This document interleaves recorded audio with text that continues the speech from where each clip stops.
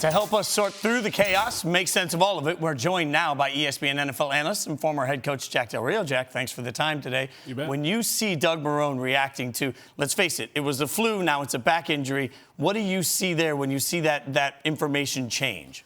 Well, I think Coach Marrone's doing a great job handling the situation, first of all. Denny Green once said, there's a time for pay and there's a time for play.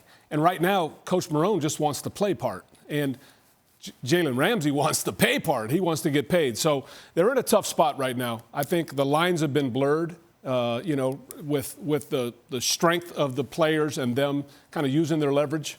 And so they're in an awkward situation right now. But I'll tell you one thing. Once he got to the field, Jalen Ramsey played very well on Thursday night, and the Jaguars played very well on Thursday night. So I think they'll fight through this. But if you're a team thinking of acquiring Jalen Ramsey, what is the fact that he's sitting out practice now for what may be contract issues? How does that affect your approach on actually deciding if you want Jalen Ramsey on your team? I'd like to have him on my team. I think he's a really good football player. I'm surprised they haven't paid him. I mean, what are we waiting on? The market's not going to go down. It's only going to go up. So, to me, they're a little overdue on paying this guy. So let's flip to one of the other big stories that we just mentioned, and that's Freddie Kitchens and the Cleveland Browns. A lot of expectations for somebody that hasn't been a head coach before. What is Freddie Kitchens dealing with right now when it comes to the expectations and trying to keep this locker room together? Well, first of all, I think he's probably got too much on his plate. And he's got a really talented guy in Todd Monken as his offensive coordinator. I would love to see Freddie Kitchens utilize the staff. I mean, I think it's important to do that. You know, they took 2 timeouts home with them the other night, which was not good.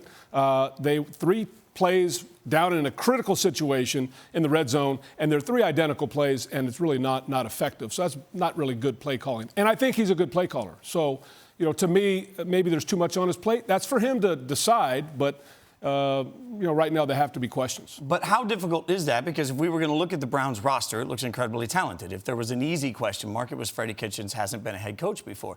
You've been a head coach, coordinator, then a second-time head coach. How much different is it when you were a rookie head coach trying to figure out where to take control and where not? Well, I mean, he had a little bit of run last year where he got a chance to get his feet wet. But the bottom line is there's a lot on your plate. And to me, he's got a strong staff. He should utilize the staff. The other thing I think they've gotten away from some of the things they did well last year, running the football, all right, and play pass off it.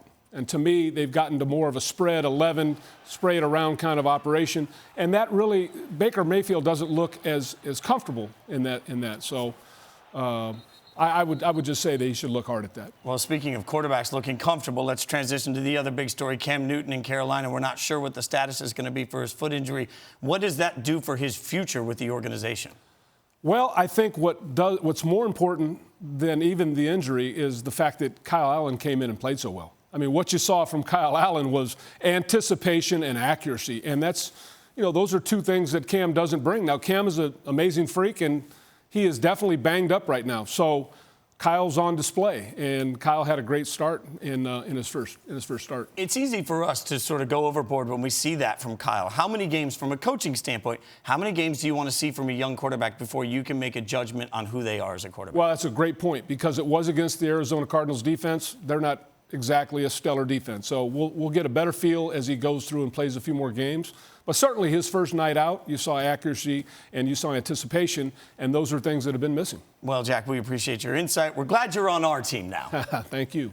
Appreciate it, Jason. Thanks for watching ESPN on YouTube. And for more sports highlights and analysis, be sure to download the ESPN app. And for premium content plus live streaming, make sure to subscribe to ESPN Player.